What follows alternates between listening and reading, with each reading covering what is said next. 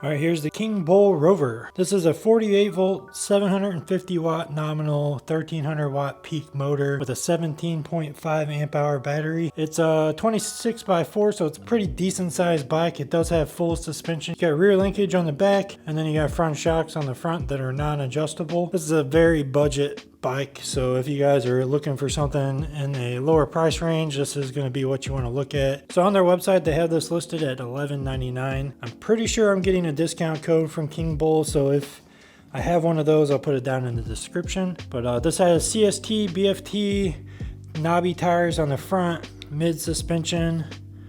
This is a brand that I've never heard of, Xinjiang looks like, and never heard anything about it.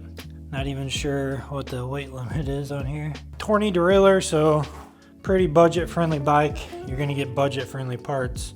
We got a derailleur guard though, that's nice. No double walled chain guard, so you guys know that double walled chain guards is going to help you with your chain staying on there if you were to hit bumps or anything like that. It also prevents your jeans from getting caught up in there, so would be nice to see a double walled chain guard. Here's the front suspension forks. They are double crown forks, but no preload or any adjustment on the suspension. What you get is what you got. It's got a nice motorcycle style headlight in the front, decently bright, nice wide handlebars, so you can, add more accessories on there if you want to. It does have some hydraulic brakes. These are U-Link hydraulic brakes. I think I've seen these on one other bike. They're not the best, but again, this is a budget bike. It's got a pretty decent seat, pretty comfy. Not the best, but not the worst. And no fenders, no rear rack. You don't get none of that. You don't even have the option to put a rear rack on this bike. So this is pretty much it. And looks like 180 millimeter rotors in the back with your hydraulic calipers. So here's your grips. They're pretty cheap, not a lot of cushion, pretty flat. They don't move very much, but you're probably going to want to swap those out, to be honest with you. Here's your control panel. You push the power button over here to turn the screen on. The screen is colored, looks really nice. It's the M6C display. There's a bunch of other settings in here. So this is just like the M5 that you saw on a lot of the older e-bikes. This is the upgraded version, the color version. Has your battery graph, your speed, your PAS levels, your odometer, your trip, your voltage, your current, so how much power when you're using the motor, and then how long the bike's been powered on. Does have a SIS index shifter, 7-speed. This bike actually does have pretty good pedaling resistance all the way up in those top speeds. So claim top speed is 28 miles per hour. I believe it can do that. I started this test with a little bit of a low battery because I charged it a couple weeks ago and haven't ridden it since. So here's the hub motor. It is stamped at 48 volt, 750 watts. Overall, pretty decent e-bike for the price. Kingbull's produced quite a few bikes. You've probably seen a lot of the videos out there. There's not a whole lot to it. You don't get a lot of extra options. There's no way to put a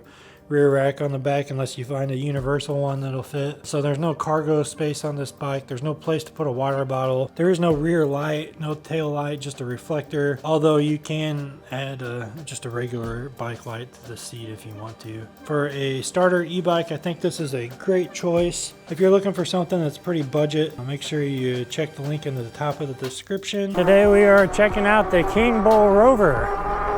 This is a 26 by 4 inch fat tire e-bike with a 48 volt system. Got a 750 watt nominal motor with a 1300 watt peak. It's got a 48 volt, 17.5 amp hour battery. And they got it listed at a pretty good price right now at $11.99. I think that's fair. This bike does have hydraulic brakes. It's got the CST BFT fat tires. Supposed to get a top speed of 28 miles an hour.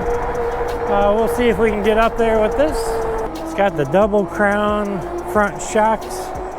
Doesn't have any adjustment, but seems pretty good. And then it's also got rear suspension in the back with the linkage setup.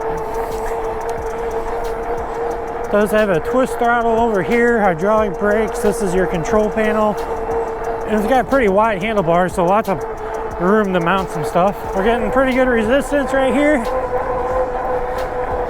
They say you can get up to 28. I fully charged this battery probably about 2 weeks ago, and it does look like it depleted a little bit since sitting. So it doesn't have the full power that it's got right now, so I'm sure this thing can hit 28 miles per hour. We'll see if we can get it.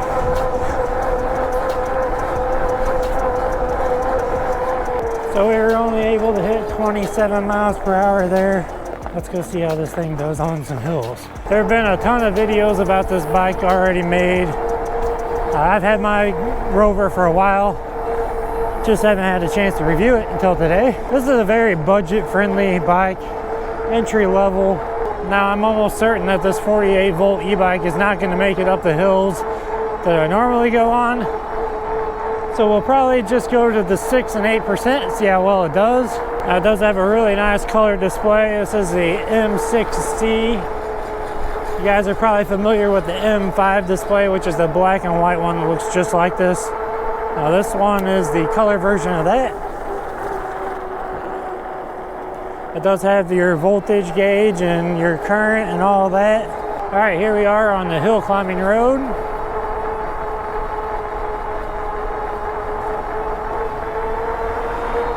First part right up here is the 6% grade. Once we get up to the school bus sign, that's about where the 6% is. We'll see how well it does climbing this hill, throttle only. I don't think it's going to do very well, to be honest with you.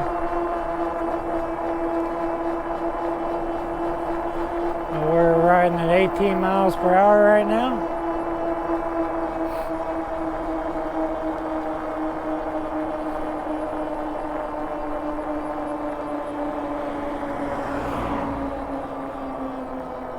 And we're at 12 miles an hour on that hill, and that's the weakest hill that we're going to go up today. Not even sure if this one will make it up to 8% grade, which is coming up. Now with this 17.5 amp hour battery, you should see about 25 miles of range with full throttle.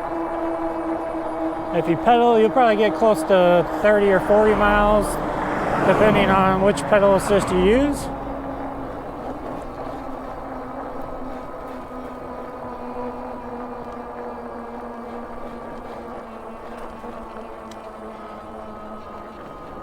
Now right up here by these poles, these electrical poles, this is the 8% right here. And we are just barely making it up this hill, throttle only. So no sense in going to the 10 and 12% grade. We're just going to turn around here. So if you're interested in picking up a Kingbull Rover or any of their other models, make sure you click the top link in the description. And if there's a coupon code down there, try that. That should save you some money off the cost of this bike and maybe some of their other ones. And if you have any questions, leave them down in the comments. Hit that subscribe button so you can see more e-bike content like this. And I'll see you guys in the next video. Thanks for watching. Have a nice day.